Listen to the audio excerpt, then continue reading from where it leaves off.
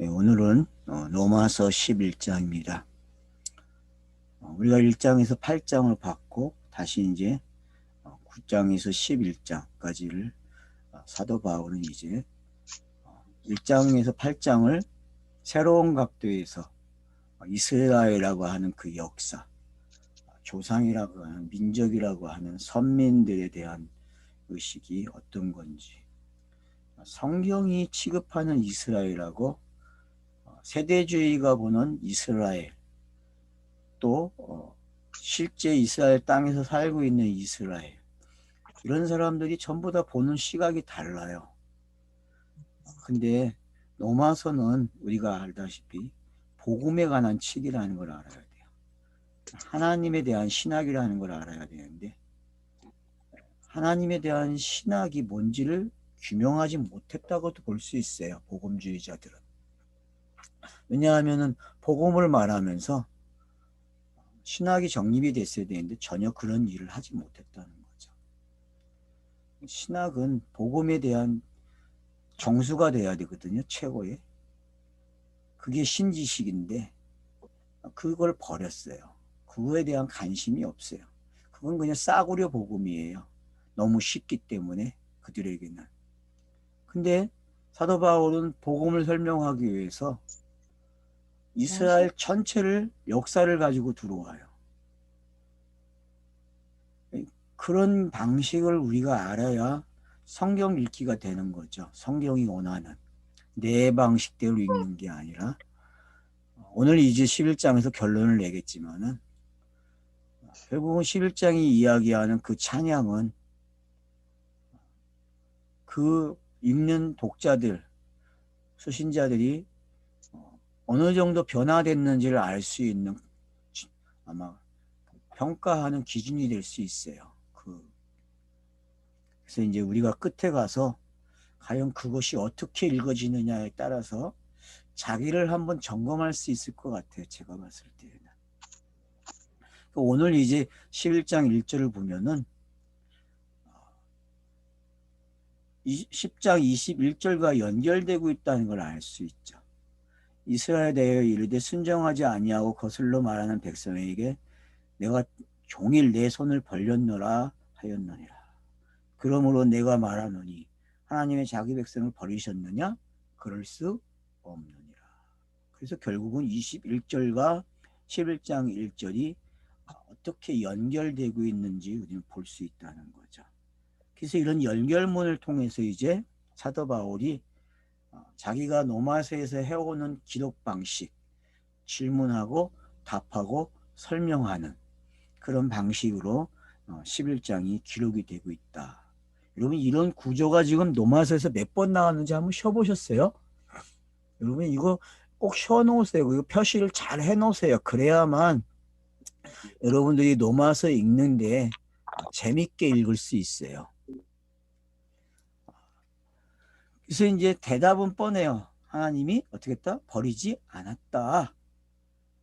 그래서 이제 자기를 들어 이야기해요. 나도 이스라엘이니요, 아브라함 씨에게서 난 자요, 베냐민 지파라. 자, 여기 이제 성경이 언급하고 싶은 단어들이 다 나왔어요. 9장에서 사용하는 용어가. 자, 이스라엘, 아브라함의 씨, 그리고 베냐민 지파.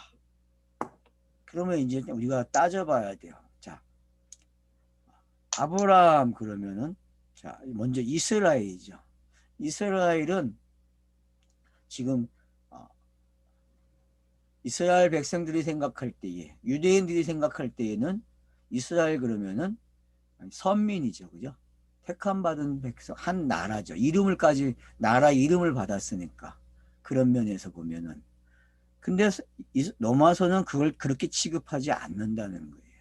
이스라엘은 우리가 알다시피 야곱이 이스라엘 된 것을 알아야만 이스라엘이라는 개념이 성립이 되는 거예요. 그걸 모르면 암만 자기들이 선민 이스라엘이니 역사적으로 자기 조상들이 이스라엘이라고 증명을 해도 아무 소용이 없다는 거죠. 그러면 왜 그렇게 읽어야 되느냐, 이스라엘에 대해서. 창세기에서 그걸 그렇게 설명해 줬기 때문에 그래요. 이스라엘이 중요한 게 아니라 이스라엘이 태어나게 한 사람이 누구예요? 아브라함이죠. 그죠? 아브라함으로 시작된 이삭, 야곱, 이 가정이 살아계신 하나님에 대한 이해의 방법이고, 이 방법을 이해한다면은 아브라함이 뭔지 알게 된다는 거죠. 우리가 요한복음서 봤지만 아브라함을 이스라엘은 조상으로 알고 있고, 그래서 예수가 뭐라 그래요? 아브라함, 유대인들에게, 서기관 바리새인들에게, 그래 네 아비 아브라함 맞는데 아브라함 마귀야 라고 이야기를 했다는 거 우리가 기억하잖아요. 그러면은 어떤 사람들에게는 아브라함이 마귀가 될 수 있고, 어떤 사람에게는 의인이고 믿음으로 구원받는 것을 설명해 줄 수 있는 것이 또 아브라함이라는 거죠. 그럼 이 양면성을 우리가 어떻게 이해하느냐에 따라서 성경 읽기가 달라진다는 거죠. 그래서 이제 베냐민이라 그렇게 이야기해요. 자, 그럼 베냐민은 뭡니까? 우리가 창세기 50장까지 오는 내용 속에서 베냐민이 한 일이 있어요. 그게 뭐죠? 베냐민은 그냥 아버지 품에 있다가 내려와서 같이 올라가는, 그리고 베냐민이 은잔을 훔친 사람이 되는 그런 경우가 베냐민의 경우고, 또 나웰이 베냐민을 낳으면서 죽어요. 이런 것들을 우리가 기억해야만 베냐민의 역사를 알 수 있어요. 베냐민은 결국 뭘 이야기하느냐? 아들이 누구냐라고 할 때에 베냐민에서 배울 수 있다는 거죠. 그러면 지금 자기가 사도 바울이 뭐라 그래요? 베냐민 지파다 이 말을 했다는 얘기는 내가 아들이야 라고 이야기할 수 있다는 거죠. 그러면 사도 바울의 이 말은 곧 예수가 그리스도 된 그 자기를 표현하는 방법이라고 우리는 이해했어요. 기억하시죠? 그러니까 예수가 자기가 그리스도가 된 그 차선을 넘어간 그 위치에서 자기를 베냐민이라고 표현하고 있는 거죠. 그래서 만삭되지 못한 자기라고도 표현하고 빌립보서 가면은, 그러니까 빌립보에서 표현되고 있는 그 사도 바울의 현실성은 결국은 누구예요? 예수의 모습이고, 그래서 배설물로 버려지는 게 어떤 것이고, 그리고 진리로 나오는 게 어떤 건지를 우리가 알 수 있게끔 빌립보서는 설명을 한 거죠. 그렇다면 베냐민 지파라고 하는 본문에서의 역할은 뭡니까? 하나님의 신실성을 이야기하고자 하는 어떤 패턴이죠. 그러니까 이 단어는 지금 이스라엘, 아브라함, 베냐민, 자, 하나님은 버리지 않았다고 하는 내용이죠. 요 단어는, 그죠? 그럼 요 단어는 결국 성경에서 어떤 역할을 하냐 하면은 하나님의 신실성을 증명하게 되고, 복음의 결과까지 오는, 시작에서 결과까지 오게 하는 그 내용을 간파할 수 있는 이름이라는 걸 우리가 알 수 있다는 거죠. 그러면 구약 성경을 어떻게 읽어야 됩니까? 창세기를 복음으로 읽을 수 있다는 거예요. 이 시각이 있다면. 자, 아브라함, 이스라엘, 베냐민. 그 베냐민만이 나온 겁니까? 여기 지금? 아니죠. 12아들에서 베냐민이 뭐예요? 아들이야라는 단어 오잖아요. 베냐민은 오른손의 아들. 그럼 오른손의 아들을 이야기하는 이 베냐민까지 오게 되면은 창세기를 읽는 방식이 파악이 되는 거예요. 근데 우리는 이미 이 방법으로 창세기를 같이 이야기했어요. 나눔을 했단 말이에요. 그러면 그 나눔을 이해하고 있다는 것은 결국 지금 11장에 나온 이 1절에 언급되고 있는 이 이름들은 결국은 뭐다? 이건 조상으로 읽으면 안 되고 하나님의 복음의 차서다. 그렇게 땅에 오는 복음의 차서를 이렇게 기록을 했구나라는 걸 빨리 눈치를 채야 한다는 거죠. 그래야만 창세기 12장에서 50장까지의 내용이 이게 복음이네 이런 말이 나오게 되는 거죠. 그러니까 우리는 세대주의 관점이나 역사적 관점으로 성경을 읽으면 안 된다는 게 이제 어떤 건지 알아야 된다니까요. 성경의 내용은 전부 다 무슨 내용이니까 노마서의 시각에서 보면은 서로. 복음이에요. 복음. 그냥 복음. 복음이 오기까지의 차서적 설명을 이렇게 한 거란 말이에요. 그래서 이 가정이 있다는 이야기는 하나님이 버리지 않았다는 거예요. 누구를? 이스라엘을. 그럼 이스라엘을 버리지 않았다는 것은 이스라엘 그러면 뭐예요? 복음이잖아요. 복음. 이스라엘은 복음의 내용이에요. 그리스도란 말이에요. 성령의 시대에는 누굴 전파하는 거예요? 그리스도를 전파하는 거잖아요. 예수가 그리스도라는 걸 전파하는 게 성령의 시대예요. 그게 복음의 시대고. 그래서 복음의 내용은 낮아지심과 높아지심이라고 그랬어요. 우리가 정의를 그렇게 내렸죠. 제가. 뭐 동의해도 상관없고 안 해도 상관이 없어요. 그 것은. 여러분 각자가 정하시면 되니까 내용을. 그래서 우리가 여기서 지금 깊게 봐야 할 거는 1절이 창세기 공부한 게 어떤 건지를 간파하게 한다는 거예요. 이 말투가. 그래서 여러분들이 이 말투를 가지고 정말 창세기가 그렇게 됐는지 우리가 그렇게 했는지 여러분이 따져보셔야 돼요. 놓친 게 뭐가 있는지. 그래서 보충할 건 보충하시고 그래서 여러분들이 노마서를 통해서 성경의 진수를 그래서 진수성찬을 마음껏 먹는 여러분들이 되셔야 된다니까요. 그래요. 여러분 진수성찬 먹을 수 있겠어요? 지금 요 세 단어만 가지고도? 네. 네? 여러분 이 세 단어가 지금 창세기를 읽는 방법이라니까요. 사도 바울이 보는 창세기예요. 요게.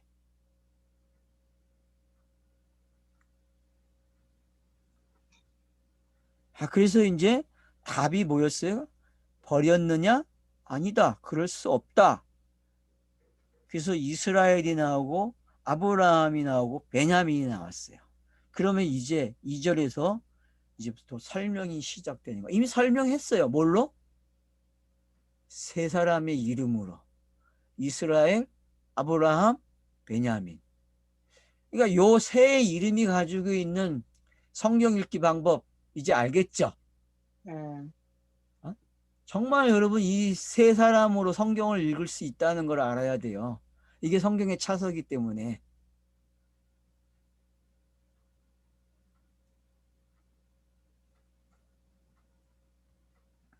자, 2절. 하나님이 그 미리 아신 자기 백성을 버리지 아니하셨나니 너희가 성경이 엘리야를 가리켜 말한 것을 알지 못하느냐. 그가 이스라엘 하나님께 고발하되.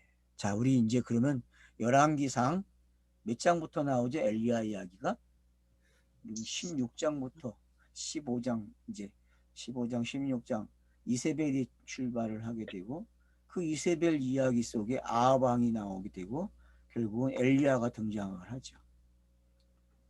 여러분 엘리야 시대의 가장 특징은 뭐죠? 물, 비에 관한 신이 누구냐는 거죠. 표표적으로 읽게 되면 맞죠? 비에 관한 신이 누구냐? 비. 많은 사람들이 바알이 비에 관한 신이라고 그렇게 따라오고 생활을 했어요. 근데 결국은 어떻게 해요? 아니었죠. 그러니까 그걸 아니라고 말하는 선지자들을 죽이기 시작하죠. 이세벨이. 그죠? 그래서 많은 사람이 죽어요. 근데 결국은 엘리야가 자기 혼자 살아남았다 이 생각을 가지고 있죠. 그죠?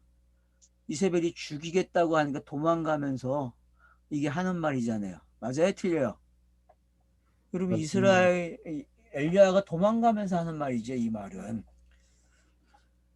도망가면서 해요. 그러니까 야 내가 살린 사람이 7천 명이 있어 이렇게 대답을 하신다고요. 그것도 몇백 명이 아니라 7천 명이래. 7천이라는 숫자 우리는 알잖아요. 7이 1000까지 갔다. 이거 그러면 뭐 게임 끝난 거 아니에요. 천 단위에 가면은 여러분 끝나는 거예요. 천 단위. 그러니까 그게 뭔지 우리는 안다고. 그래서 여기 뭐라 그래요?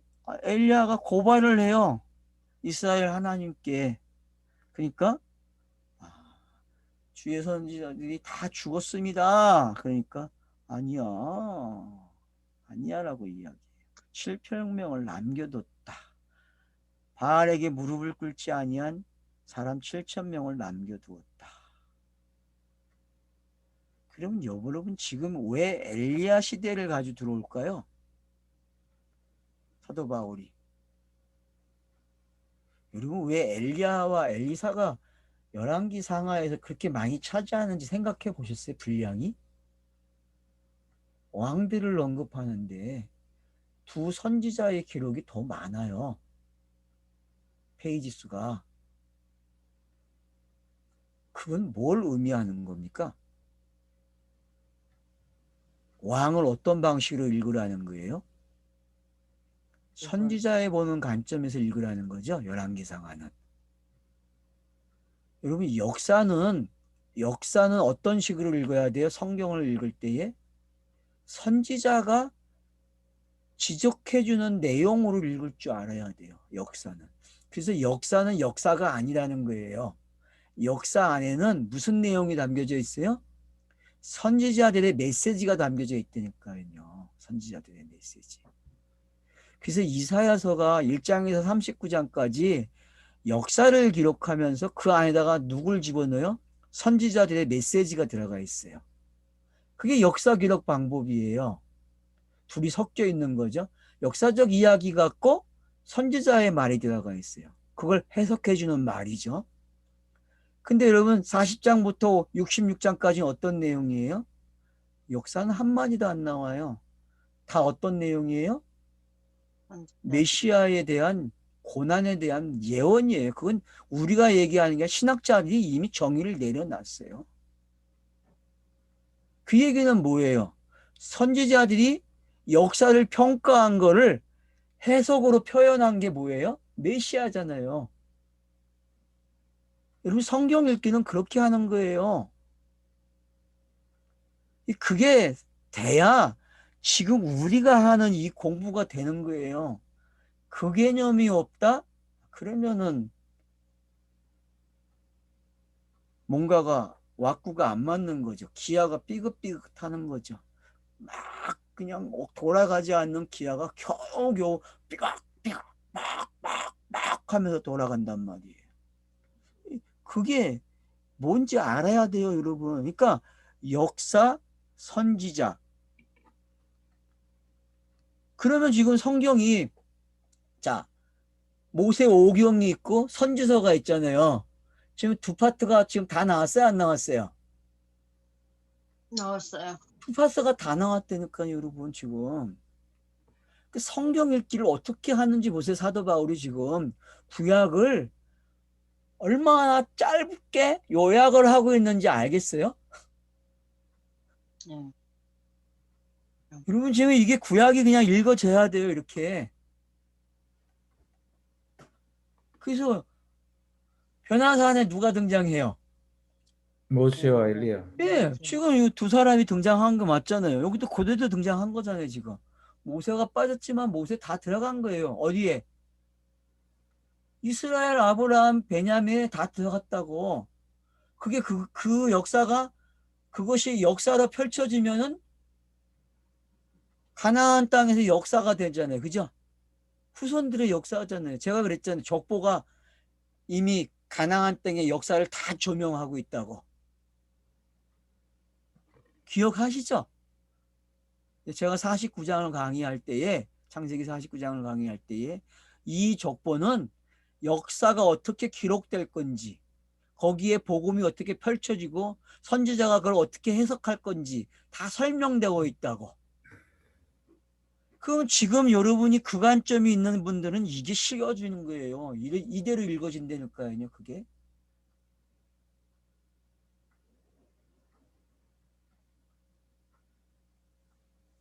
그러니까 이 관점이 생기지 않으면요, 모세오경, 선지서, 에이, 못 읽어요. 뭐를 읽어요, 전부 다?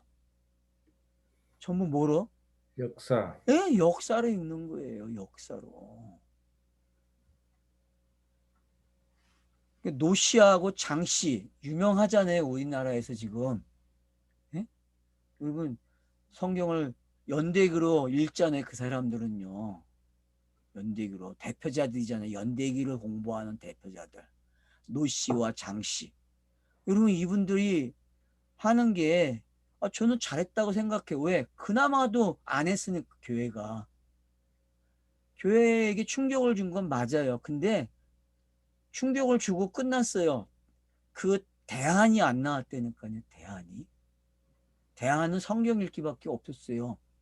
근데 여러분 연대기로 성경을 읽어봐야 소용이 있어요? 없어요? 그냥 그걸로 남고 끝이에요. 진리로 오지를 못해요. 너마서가 펼쳐놓은 이걸 못 읽어내요. 여러분 연대기를 가지고는요. 지금 너마서가 펼쳐놓는 이 방법은 신학의 정수예요. 신학의 정수. 1장에서 8장까지의 내용을 이 방법으로 풀어놨다니까 같은 이야기로 읽어줘야 돼 이게 지금. 그럼 여러분 1장에서 8장까지 내용이 무슨 내용이었어요?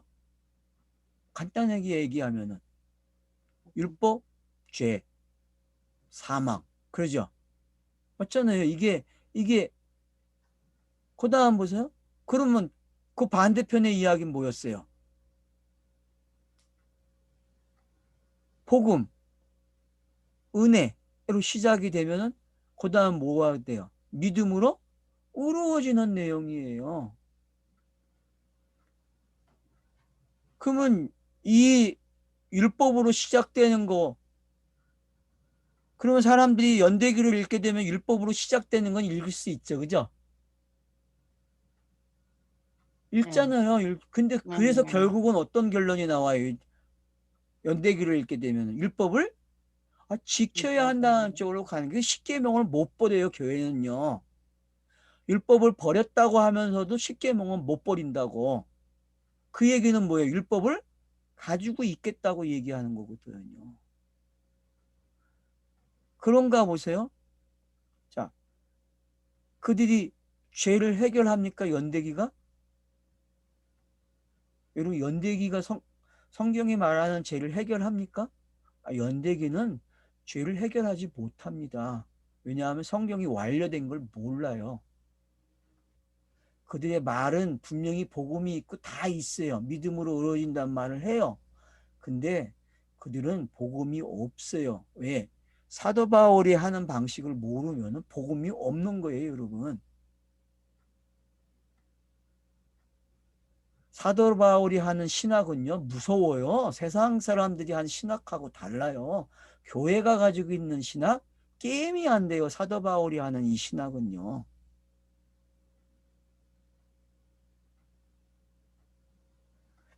그러니까 지금 이 좁혀 들어오는 이 방법을 여러분들이 이게 구약을 이렇게 읽어야 된다고 하는 힌트를 가지고 계셔야 되고 정말 이렇게 읽어야만 복음의 정수를 알아요. 신학의 정수를. 자, 그래서 이제 남겨두었다. 그렇게 해서 5절 보세요. 그런 적 이와 같이 지금도 은혜로 택하심을 따라 남은 자가 있느니라. 자, 여러분 성경을 연대기를 읽으면 은혜가 강조될까요?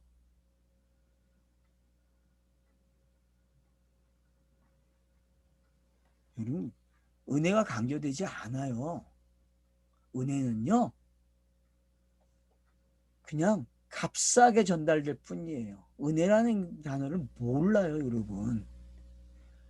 로마서가 끝나야 은혜라는 게 정리가 될 것 같아요. 제가 봤을 때는요. 그래야 그 하나님에 대한 신학이 완성돼요, 여러분. 그 은혜, 여러분 에베소서 2장 8절에 말하는 그 은혜, 그 급이 그렇게 알기 쉽지 않아요. 지금 이 내용을 아브라함, 이스라엘, 베냐민, 엘리야 이런 성경 읽기가 돼야 돼요. 이거 가지고 지금 사도 바울이 뭐 얘기해요? 은혜를 얘기해, 은혜. 그들을 하나님이 안 버리셨다는 거예요. 그러면 역사적으로 자 이스라엘 버려요, 안 버려요? 버리지 않죠. 버리잖아요, 여러분. 이스라엘 버려요, 여러분. 역사적으로. 버렸다니까 사람들이 뭐라 그래? 복음 시대에는 복음이 서진해가지고 이스라엘을 회복시키면 된대. 지금 11장을 그렇게 읽었다니까요, 여러분. 그래서 복음이 서진하고 있다는 거야. 그래서 한국 선교사들이 지금 서쪽으로 계속 가야 된대. 동에서 위치적으로 그렇게 설명을 한다니까요. 그럴싸하잖아요. 얼마나 맞아떨어져요. 그러니 안 넘어갈 수 있어요, 여러분. 11장을 그렇게 풀었다니까, 앞으로 뒤에 나오는 내용들을. 근데 사도 바울이 그거 설명해요? 예수 그리스도 예수 절대 그 설명 안 해요, 여러분. 그러면 지금 여기서 은혜라는 말이 나왔다는 얘기는요, 지금 위의 내용이 뭘로 읽어졌다는 거예요? 아브라함, 이스라엘, 구원의 베냐민, 뜻을 나타낸 엘리야, 다 누구 이야기였어요? 예수가 그리스도 그리스도 되는 이야기였단 말이에요.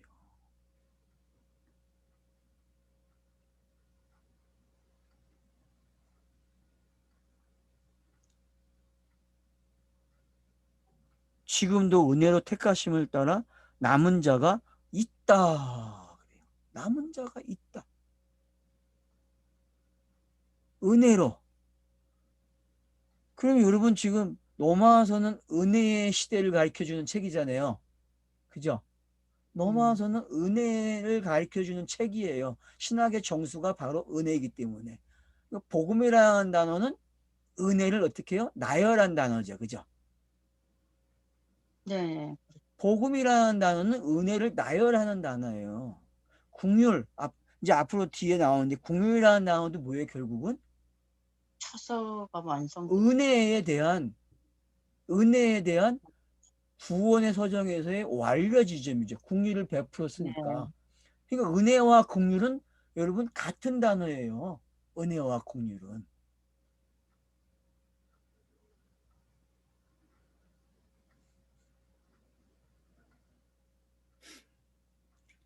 자, 만일 은혜로 된 것이면 행위로 말하지 않으며 그렇지 않으면 은혜가 은혜되지 못했느니라.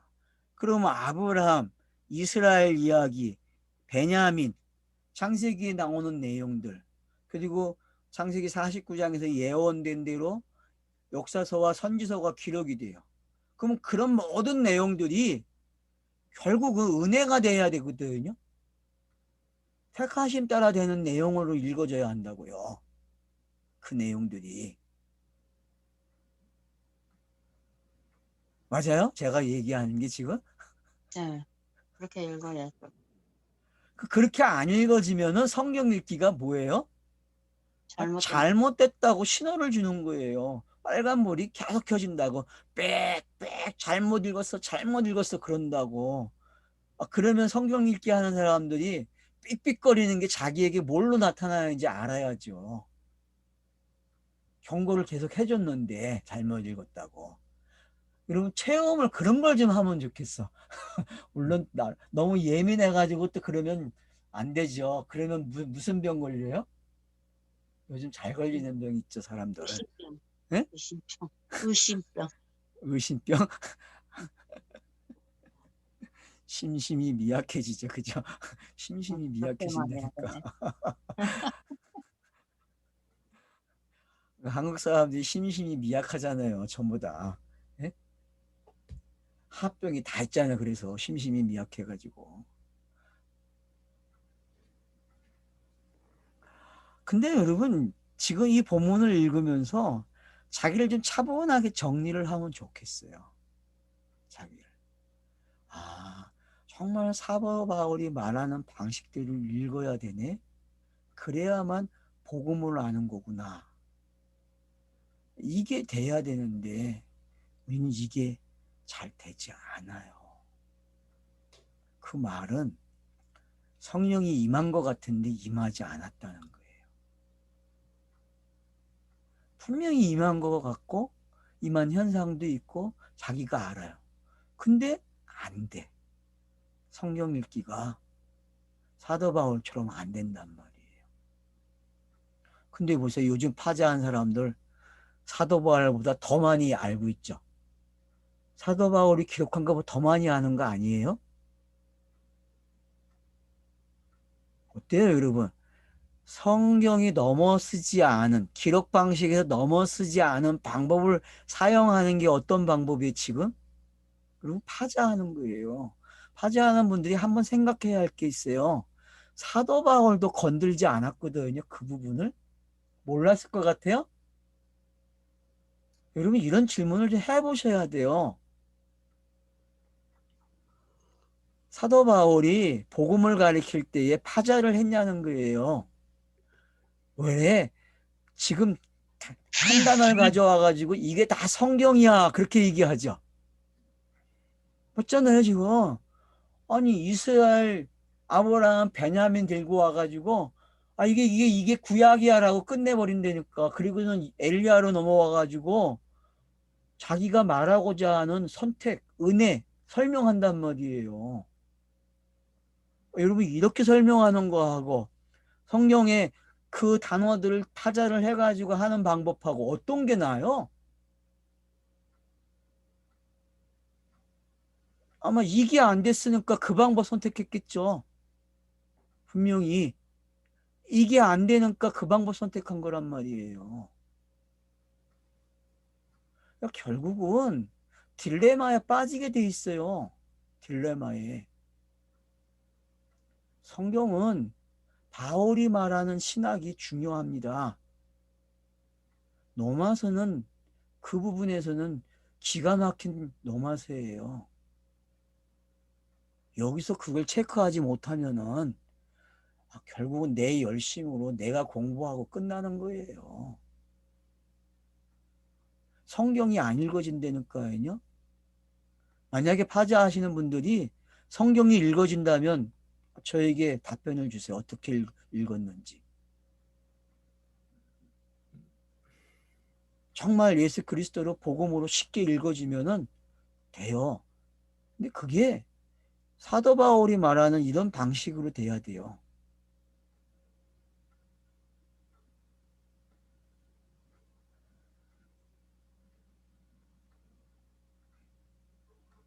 행위로 되지 않는다는 말을 했어요. 왜 이 말이 나올까요? 뭘 강조하는 거죠? 여러분 4장을 지금 언급한 거죠. 사도 바울이 로마서 4장에 믿음은 행위와 별거다. 그건 차서를 설명하는 과정이었다는 걸 설명했잖아요. 우리가 그렇게. 그쵸? 그러니까 행위라는 거는 꼭 있어야 돼요. 율법이 요구하는 거기 때문에. 그래서 그 행위를 마감을 누가 합니까? 예수가 하는 거죠. 영단번으로. 성경의 행위는 영단번밖에 없어요. 맞죠? 다른 게 있다. 그러면 이제 성경 다시 읽어야죠. 없습니다. 영단번밖에는.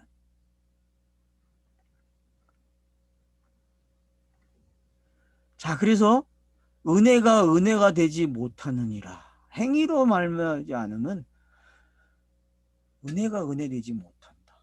여러분, 은혜가 됐다. 이거 참 재밌는 말이잖아요. 믿음으로 믿음에 이르게 한다. 은혜다. 은혜가 은혜 되지 못해. 이거 여러분 깊게 묵상하셔야 돼요. 그리스도로 성령으로 묵상이 돼야 돼요. 어떻게 차서를 넘어왔는지, 어떻게 설명하고 있는지 우리가 잘 깨달아야 됩니다. 그런즉 어떠하랴? 이스라엘이 구하는 그것을 얻지 못하고 오직 택하심을 입은 자가 얻었고. 맞죠? 이스라엘에서 택하심 받은 자는 누구죠? 역사적으로? 누구예요? 이스라엘 택하심 받은 자. 그냥 여러분이 성경 읽으면서 딱 나오는 택하심 받은 자 누구예요? 예수. 예수밖에 없어요. 성육신으로 태어나는 예수밖에. 그게 택하심이에요, 여러분. 성육신으로 시작되는 그 예수. 공생애를 세례로 시작해서 성령이 임하는 예수. 그게 택하심 받은 자잖아요. 그게. 성경에 택하심 받은 자는 누구밖에 없어요. 그래서 예수. 예수밖에 없어요. 그게 그래서 택하심으로 되는 거예요. 이스라엘이라고 하는 펼쳐진 그 역사에다가 누구 온다고 얘기했어요? 아, 메시아 온다. 답은 다 알아요. 그러면 택하심 받은 자가 누구예요? 메시아가 온다고 했으니까. 아, 메시아죠, 당연히. 근데 거기에다가 아이, 이 땅에 살고 있는 사람들 중에 얼마가 택하심을 받았대. 아, 그게 교리잖아요, 여러분. 그게 교회가 가지고 있는 신학이고. 아, 저도 그걸 공부해서 열심히 가르쳤다니까요. 근데 뒤집어져야 돼요, 그게요. 이스라엘에서 택하심 받은 자는 누구밖에 없다? 아, 예수. 예수밖에 없어요. 그럼 엘리야 시대의 7천 명이 누구예요, 결국은? 예수 그리스도. 예, 예수를 가리키는 상징적인 거죠.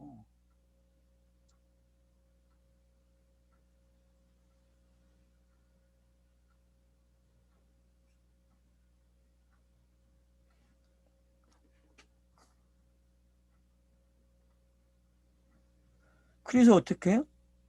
택하심을 얻은 자가 없어서 결국은 남은 자들이 우둔해졌다 그래요. 여러분 이스라엘 역사적으로 기록된 거 표표로 읽으면 우둔해졌다는 답이 나와요, 안 나와요?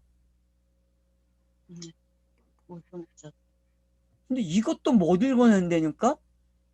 표표적으로 성경을 읽으면은 역사적으로 성경을 읽으면 답이 뭐예요? 이스라엘이 하나님 앞에서 우둔해졌다. 이게 나와야 돼요. 이게 답이에요, 여러분. 그러면 이렇게 성경이 읽어졌느냐? 크로노스 상에서 연대기를 읽는 사람들이 여러분 연대기 있는 사람들이 이렇게 성경을 읽습니까? 우둔해졌다가 이게 답이 됩니까? 이스라엘이? 자, 이스라엘 사람들에게 한번 물어보세요. 당신네들 우둔해졌대. 성경이 그 얘기하면 날 죽이려고 할 거야. 암살하려고 할 거야. 그죠? 맞잖아요, 여러분. 성경을 연대기로 지금 공부하고 계시는 분들 성경의 답이 표표적으로 읽고 그렇게 듣고 공부를 하게 되면은 결국 우둔해졌다는 게 답이에요, 여러분. 그러면 그 우둔해진 게 누굽니까? 예수 그리스도. 그게 또 예수라니까요. 왜? 땅 믿어나. 땅에서는 우둔해져야만 구속의 양이 된다니까. 그러니까 예수의 양면성이 뭔지 아셔야 돼요, 여러분. 예수는 양도 되고 염소도 된다니까.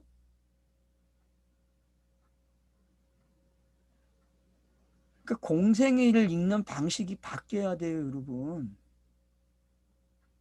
공감복음서는요, 연대기를 읽으면 큰일 나요. 근데 공감복음서 연대기를 편집해야 안 해요, 인간들이.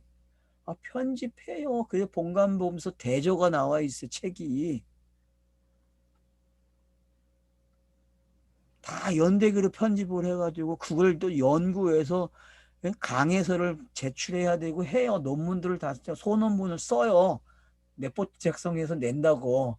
근데 거기에 뭐가 나올 것 같아요, 여러분? 비교까지는 해요. 어떤 비교? 어디에 놓고 어디에 있고 그 있는 이유는 이런 것 같다까진 나와요. 근데 그게 예수가 그리스도가 되는 변화 과정을 차서로 설명한 걸로 말을 못했다니까요, 신학이.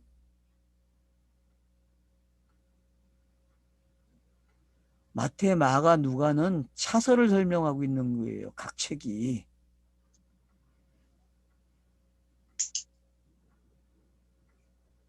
그래서 우둔해진 게 어떤 건지, 그렇게 돼야만 메시아가 오는 게 어떤 건지 배우죠, 성경에서. 그 표표적으로 정말 우둔해지는 게, 그래서 여러분 문자를 읽으면 우둔해져야 돼요.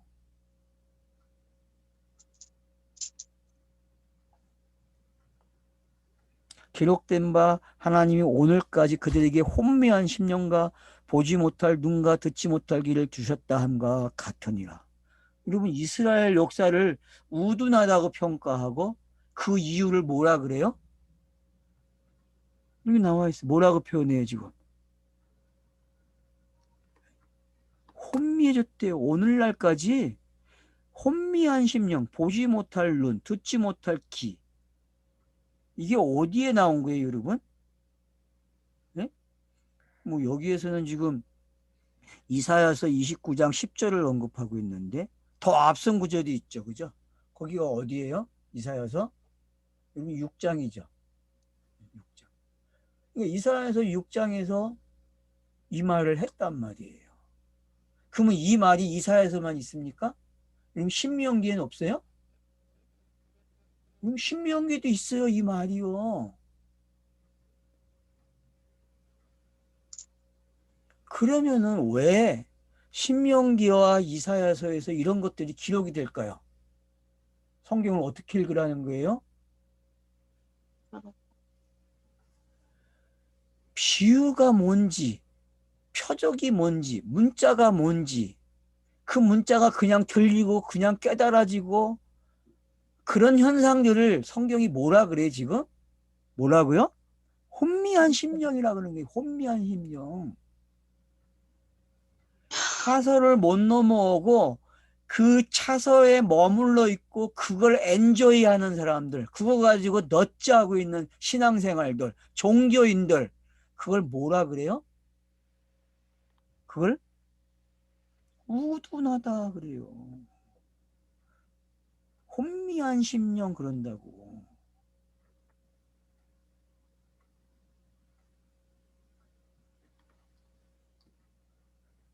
보지 못하고 듣지 못하고. 그러면 여러분 지금 이스라엘, 아브라함, 베냐민, 엘리야, 이걸 성경을 어떻게 읽었어요? 어떤 상태로 읽었어요? 사람들이? 여기 말한 대로? 여기 말한 대로 어떻게 읽었어요? 혼미한 심령. 예, 혼미한 심령.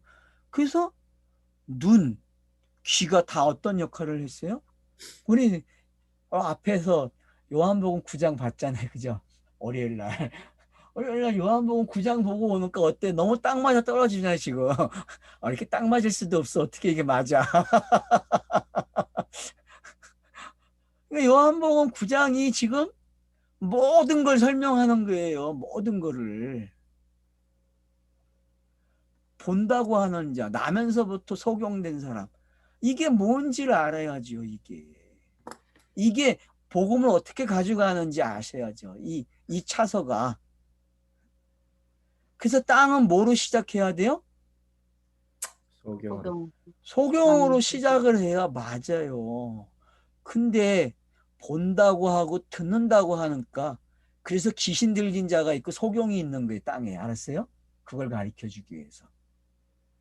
이 역사 속에 왜 실제 그런 사람들이 등장을 하냐 하면은 죄송합니다. 그런 분들 편애하거나 어떤 그걸 낮추려고 한 표현이 아니라 성경을 읽는 사람들에게 그 신이 도움을 주기 위해서 사실적으로 나타내고 있는 것 뿐이에요. 그렇다고 그 사람들을 가리켜서 너 이런 역할을 하니까 뭐 이렇게 직접적으로 하라는 얘기가 아니에요. 이게 여러분 오해하지 마세요. 저는 편견을 가진 사람이 아니에요. 그런 데 대해서. 그러니까 무서워요. 그런 말 하면 요즘은 시대가.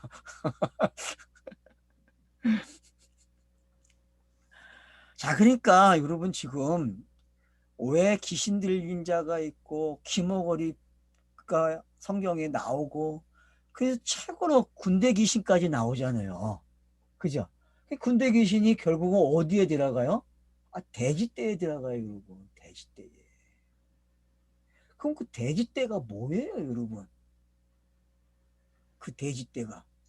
그 하늘의 뜻이 부정한 땅에 거잖아요. 내리는 부정한 음식이잖아요. 부정한 음식.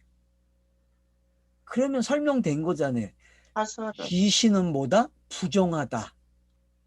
맞잖아요. 귀신은 부정해요. 그러면 성경의 부정의 상태가 뭐예요, 여러분? 지금 설명됐잖아요. 뭐라고요? 혼미한 뭐라고? 심 율법을 보지 못하고 그게 눈과 귀가 귀가 제대로 듣지 못한 것. 되지 못하면은 결국 어떻게 된다고요? 그게 돼지라고. 돼지라니까 그게 돼지. 그러니까 돼지고기를 안 먹으면은 알고 안 먹어야지. 그거 안 되기. 이런 걸 가리키기 위해서 있는 거네. 그렇다고 또 뭐 돼지 돈사 키우는 분들 또 나 욕하지 마세요. 이건 상징으로 설명하는 거니까. 맨 이런 걸 붙이는 세상이 됐으니 이거 어떡하냔 말이야. 법이 이제 이상한 법들이 자꾸 생기면 더 힘들어질 거예요, 아마.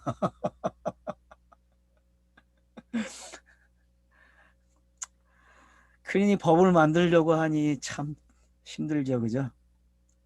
안 만들어도 될 법들이 만들어지고 있으니까. 그러니까 여러분 이제 8절을 아니까 위에 것들이 이제 이해가 되죠. 여러분 네. 8절하고 위에 9절하고 연결을 못 시켜요, 여러분. 이게 연결이 돼요, 일반적으로? 왜 갑자기 이 말이 나왔지?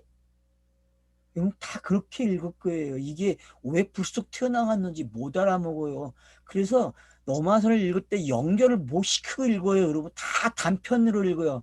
공간복음서도 마찬가지고 요한복음도 다 어떻게 읽어요? 사건들이 다 따로 놀죠. 네. 근데 기하가 여러분 이렇게 기하가 있는데 동그란 이 기하들이 막 솟아있는데 그게 따로 놉니까? 하나를 만들기 위해서 있는 거예요. 하나의 내용이에요, 여러분. 하나의 내용. 그러면 마태복음의 그 내용들이 전부 다 하나의 내용을 구성하고 있다니까? 마가복음도 그렇고 누가복음도 요한복음도 노마서도 그래요, 지금. 그래서 제가 노마서 지금 하면서 어떻게 해요, 방법을? 계속 연결되고 다시 설명되는 거로 오잖아요. 지금 로마서 11장 오니까 얼마나 기가 막혀요. 세상의 구약을 얼마나 짧은 단어로 가져왔는지 보셨죠, 그죠? 예? 그래서 결론이 뭐예요? 그 상태에 머물러 있으면, 구약의 상태에 머물러 있으면 예? 혼미한 상태. 혼미한 심령이라 그렇게 표현하는 거예요, 여러분. 혼미한 심령.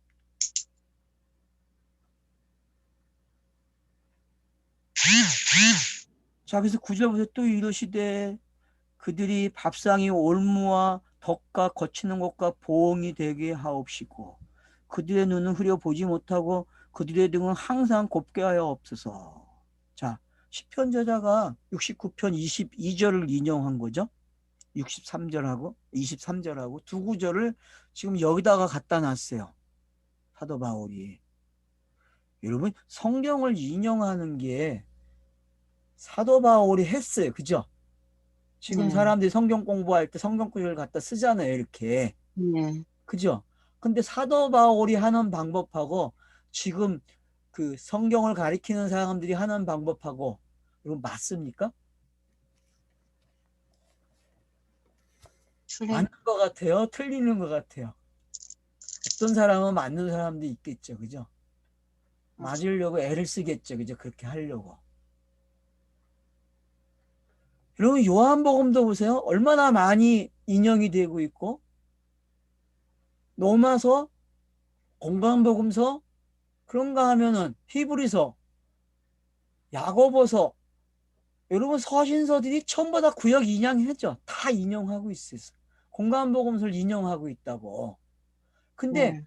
그 전체의 내용의 스토리를 가지고 가고 있지 마구잡이로 가지고 가는 게 아니라, 그러니까 단어를 찾아서 가는 게 아니란 말이에요. 내용이 합치가 될 때 가지고 간단 말이에요. 내용이 합치가 될 때. 물론 우연적으로 단어와 단어가 겹치니까 맞는 내용이 있는 것도 있죠. 그러니까 성구사전이 필요하긴 필요하죠. 쉽게 찾을 수 있으니까 그거 다 기억 못하니까. 뭐 걔가 그 방법을 하지 말라는 건 아니잖아요.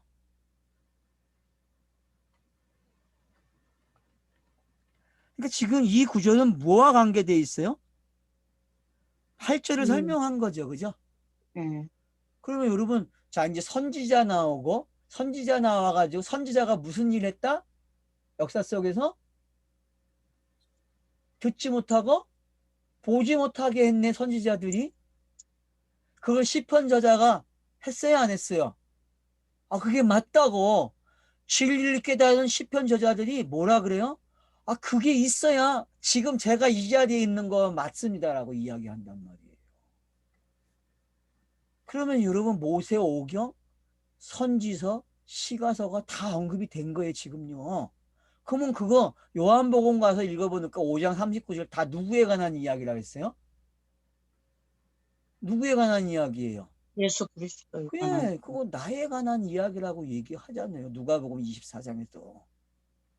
그러면 여러분 지금 이 로마서도 공부하는 방법이 어때요? 우리가 해왔던 게 맞죠? 네. 같잖아요, 여러분. 지금 이게 그렇게 읽어집니까? 이제 제가 설명하니까 그렇게 보여요? 네. 아니, 지금 이게 이렇게 설명을 하니까 보이면 다행이에요. 그래도 그나마. 보이는 것 같은데 이따가 또 이제 대화 이 시간 끝나면 또 이제 다 그냥 고민에 빠지겠죠? 누구나가 지금. 아, 이게 이렇게 읽어야 되는가? 정 선생 너무 심하다 하는 분들도 있겠죠. 근데 보세요. 제가 지금 거짓말 하는 게 아니라 지금 이 쓰는 이 용어들을 가서 보세요. 지금 얼마나 기가 막힌가를 아셔야 돼요. 구약을 이렇게 언급하고 끝내버려요, 여러분. 이 구약을 단축하는 방법이 뭔지 알겠죠? 네. 이게 그러니까 여러분 신학의 정수를 보는 거예요, 지금요. 하나님에 대해서 얼마나 그 하나님을 정확하게 간파하는 그걸 지금 열어주고 있다니까요. 그런 면에서 김종수가 너 이 보지 못하고 듣지 못하는 걸 얼마나 강조했는지 여러분 김종수 설교 기억하시잖아요. 그가 넘어서를 하면서 얼마나 이걸 강조했어요. 그가. 나 고마워요. 그 친구 너무.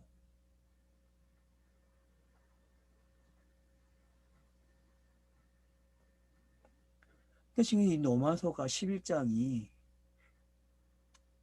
김종수 목사는 11장을 건들지 못했네 보니까. 10장 하다가 10장 2절까 3절 4절까지 했나? 여기까지 하고 끝난 것 같은데 내 기억에는. 9장 초반부 좀 하다만. 예, 그러니까 고인의 뭐 나쁜 말 하는 거 아니니까 고인도 좋아하겠죠 뭐. 그러니까 여러분 지금 이걸 자꾸 억지로 맞추려고는 하지 마세요. 근데 이게 여러분 그렇게 읽어지면 제가 봤을 때는 참 잘 읽은 것 같아요. 읽으면은 지금 제가 이야기하는 방식대로 읽으면은 결국은 성경의 차서를 지금 넘겨오고 있어야 안 했어요. 넘어오죠. 넘겨주고 있죠. 그래서 결국은 시편이 이렇게 정의를 내려요. 이사야서를 인용해가지고 알았다는 거죠. 그게 뭔지. 여러분 자기가 소경이 돼보고 귀머거리가 된 걸 확인한 사람은요. 이 차서를 넘어갈 수 있다는 거예요. 그래서 혼미한 신명이 돼야 돼요. 성경을 읽을 때요. 처음에요. 그거 없이 맑은 영어로 왔다? 그건 수상한 거예요. 왜? 그게 차서기 때문에 그래요, 여러분. 그러니까 잘못된 게 없어요. 우리는 지금 잘 가고 있어요. 근데 문제는 뭐예요? 그 다음 단계 가는 걸 몰라. 어떻게 가야 하는지. 그 센스를 못 찾아낸단 말이에요. 그렇다면은 메신저들이 할 일이 뭐예요? 그 다음 단계를 넘겨주는 일을 하면 되거든요. 이미 성경에는 그 방식이 기록되어 있으니까. 제가 지금 넘어서를 하는 이유는 뭐겠어요? 그러면은 여러분들이 창세기 공부한 게 헛되지 않았다. 확인시켜주는 왜? 넘어서는 모든 성경 읽는 방법을 종합해서 복음이라고 얘기했다니까. 그거를 죄에서 구원받았다고 이야기하고 있고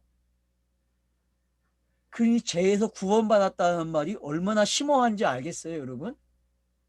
일반 교회가 생각하는 그런 내용이 아니란 말이에요. 혼미한 심정이 알아먹는 사람이 된 걸 갖다가 죄에서 구원받았다 그런다니까요. 믿음으로 의로워지는 이야기를 지금 하고 있는 거예요, 여러분. 이 이야기가. 앞에서는 믿음으로 의로워진다고 읽었는데 이걸 그렇게 읽을 수 있냐는 거예요, 지금. 이거를. 이게 그렇게 읽어져야 돼요, 지금.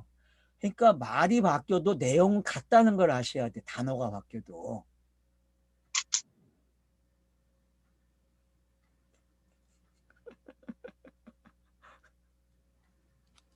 그래서 공감복음서는 전부 어떤 일을 해요?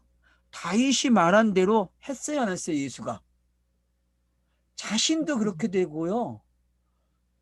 바리새인들, 서기관들이, 제사장 무리들이, 70인 사내린 등의 공회 사람들이 전부 다 어떻게 돼요?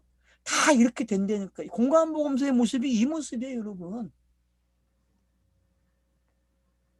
거기서 그러니까 산상수훈을 가리키면서 너무 많이 들춰내면 안 된다니까. 그러면 넘어서 오면 진수가 안 나타나. 맛이 없어. 알았어요? 산상수훈에서 여러분 너무 많이 저거 하지 마세요. 그냥 이런 거구나만 알고 오시면 돼요. 그래서 넘어서 와가지고 확인되면 얼마나, 요한복음 가서 확인되면요, 그게. 근데 여러분 산상수훈에서 확인한 게 요한복음 오면 그대로 읽어쳐요? 공부하셨잖아요, 여러분 산상수훈을. 그럼 여러분 요한복음에 넘어서 오면 그게 읽어지냐고, 그런 방식으로. 공부한 대로.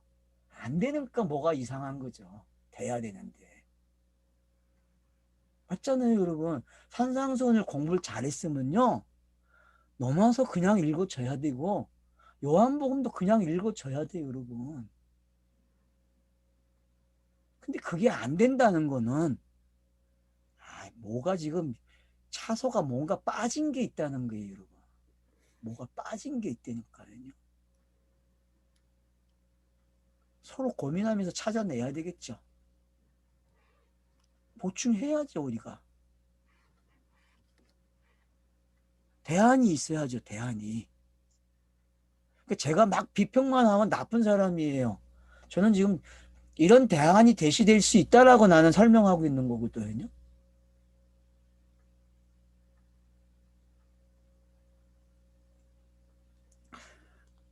그러므로 내가 말하노니 그들이 넘어지기까지 실족하였냐. 그럴 수 없느니라. 얼마나 차설 잘 넘겨주고 있어요. 그죠? 없잖아요, 여러분.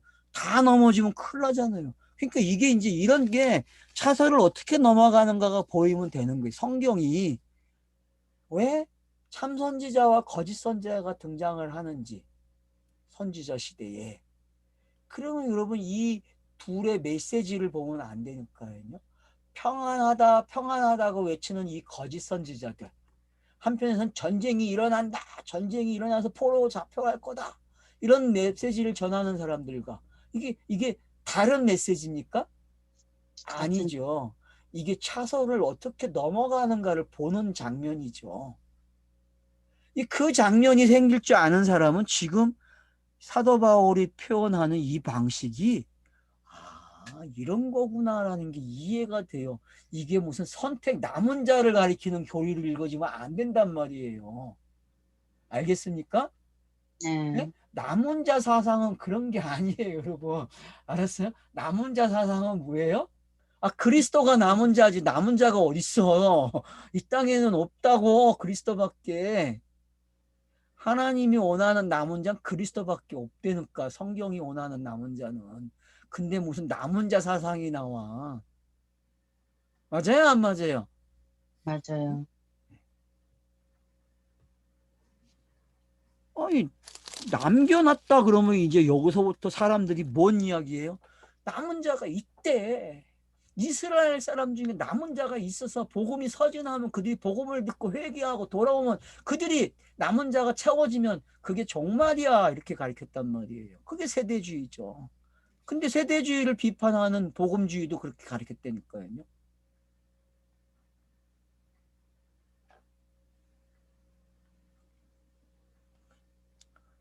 그러니까 자기들이 빠진 딜레마를 빨리 알아야죠. 그럼 우리는 딜레마에 알 빠질까요? 땅에 있으면서? 우리도 자칫 잘못하면 딜레마에 빠집니다, 여러분. 그래서 땅에서는 항상 어떻게 해야 돼요? 예수 그리스도만 말을 해야 돼. 다른 걸 말을 하면 딜레마에 빠져요, 여러분.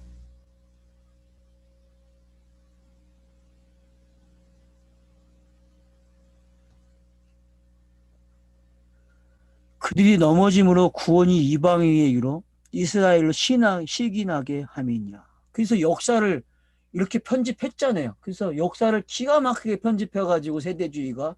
근데 솔직히 얘기해서 이렇게 정확하게 세대를 엮어서 편집할 수 있는 실력이 없어요. 세대주의는요. 왜? 세대주의도 분파가 너무 많아요. 그럼 복음주의는 분파가 많지 않습니까? 분파가 많아요, 여러분. 일로 건너온 사람들, 여러분 분파 얼마나 많아요? 맞죠? 땅은 항상 하나를 가지고 분파를 만들어내요. 하나가 안 돼요. 그걸 가리키는 사람들이. 왜 농락당하지 마세요, 여러분. 그러니까 저와 같이 이 나눔을 하는 분들은 농락을 당하면 안 돼요.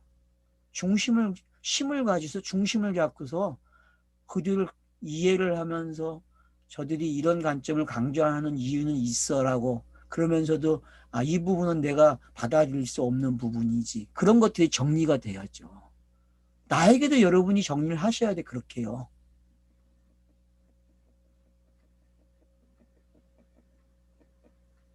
그러니까 지금 이 11절에 있는 말씀은 꼭 복음이 서진하는 경로를 가르쳐 주는 것 같잖아요. 그죠?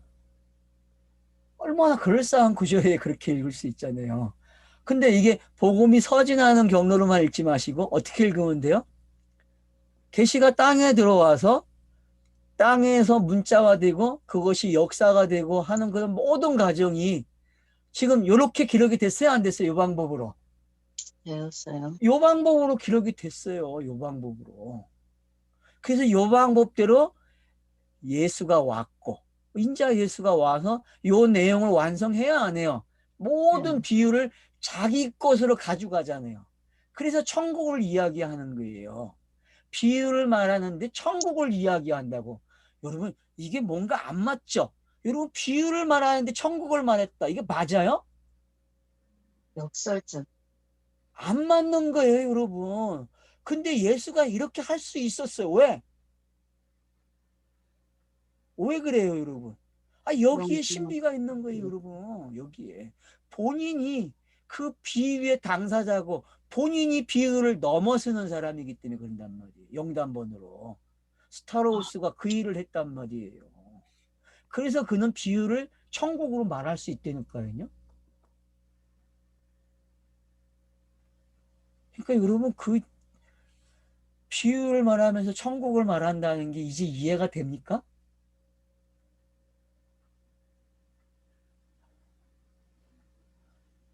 이제는 비유 보실 수 있겠죠? 50개가 넘는 비유들이 어떤 건지 이제 이해하셔야죠.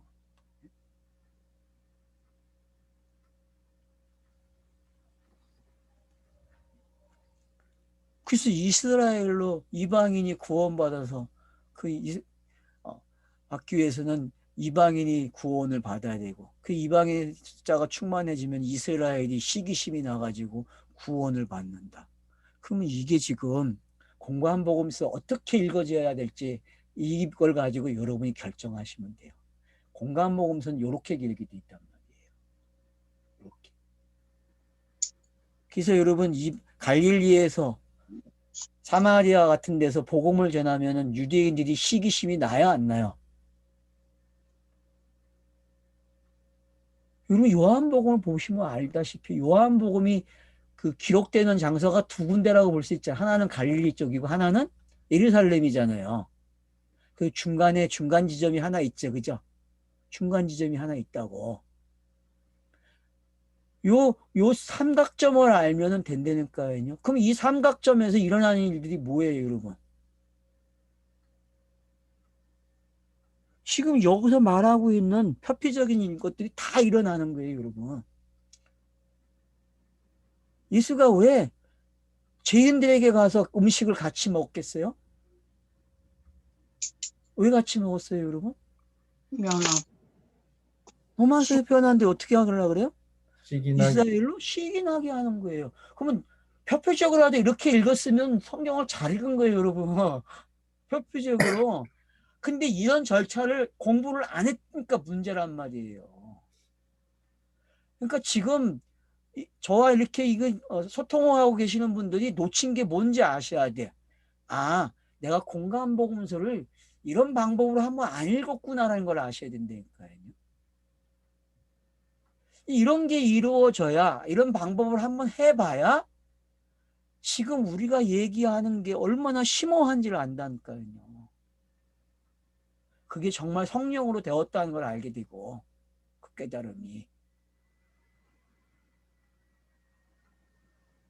그들의 넘어짐이 세상의 풍성함이 되며 그들의 실패가 이방인의 풍성함이 되거나 하물며 그들의 충만하며, 이게 예수가 그리스도가 된 내용이잖아요. 맞죠? 요게 여기 12절이 이방인이 구원받는 것처럼 기록을 해놨지만 이스라엘이 돌아오는 것처럼 기록이 됐지만 아니란 말이. 누구 이야기예요 지금 이 이야기는? 예? 11절 12절 다 누구 이야기예요? 예수. 예수가 그리스도 되는 내용이라니까 이 내용이.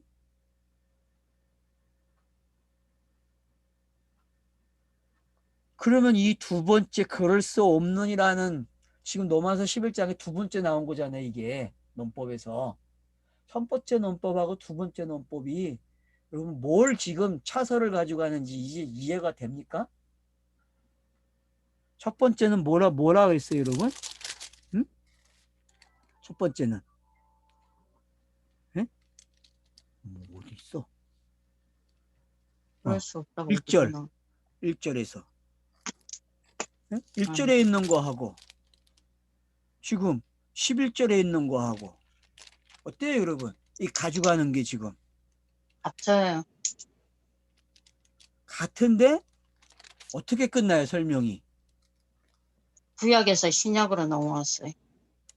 그러니까 여러분 그런 것들이 본인들이 좀 이렇게 여러 가지 방법으로 나열을 해보란 말이에요. 지금 이것도 샌드위치가 기록됐죠? 그죠? 1절로 12절까지 여러분 봉합기법이 나왔다니까 샌드위치가. 그래서 보지 못하고 듣지 못하는 역할이 어떤 거고 그걸 통해서 미련해진 게 어떤 거고 그걸 넘어서는 게 어떤 건지 그래서 구원받는 게 어떤 건지 그런 정수가 여기에 펼쳐져 있단 말이에요. 복음의 정수가.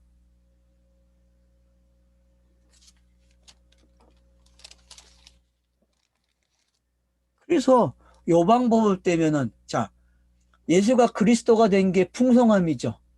그러면 네. 이스라엘이 접붙임 받는 것도 풍성함이 아니에요. 맞죠? 음. 그럼 이방인이 되는 것도 맞는 이야기고. 그래서 성경은 전부 다 예수 그리스도로 봐야만 이야기가 풀려요. 그래야 아직이라는 말도 안 쓴다니까. 신학 용어 중에서 이미와 아직 쓰고 있잖아요. 그죠? 이미와 아직. 그러면 이 말이 지금 이미와 아직으로도 설명이 된다니까요. 맞죠? 여러분 이미와 아직으로도 설명이 돼요. 신학적 용어가. 근데 이미와 아직은 예수 그리스도가 완성한 걸 이미라 그러게요. 아직 뭐예요? 신은 주관적인 것들. 주관적인 거. 객관적인 거 완성이 됐으니까 그건 이미죠. 아직 그러면 뭐예요? 주관적인 신을 거. 주관적. 펼쳐놓은 거. 한 사람 한 사람에게 적용하는 거. 그걸 뭐라 음. 그래요? 아직이에요. 아직. 저는 그렇게 이해했어요. 이미와 아직이라는 단어. 하나님 나라가 그리스도 안에서 완성이 됐어요. 근데 아직 한 사람 한 사람에게 적용이 돼야 그 나라가 완성이 되잖아요. 그런 의미로 사용하면 좋아요. 근데 그걸 다른 의미로 사용하면 안 돼요. 저는 그래서 여러분들에게 이미와 아직이라는 단어도 사용하라고 권장하고 싶어요. 이그너라는 사람은 사용하지 말라 그래요. 신학의 유물이라고. 그 말도 맞기야 맞죠. 자기가 하는 말은 뭐 신학의 유물이 아닌가? 똑같이. 결국은 신학을 만들어내는 거예요, 인간은요. 근데 노마서는 그 부분에서 있어서 우리에게 뭘 이야기해요? 가장 정확하게 정리를 해준다는 거예요. 알겠죠? 네. 그 부분이 다른 거예요. 여기까지 일단 기록하죠.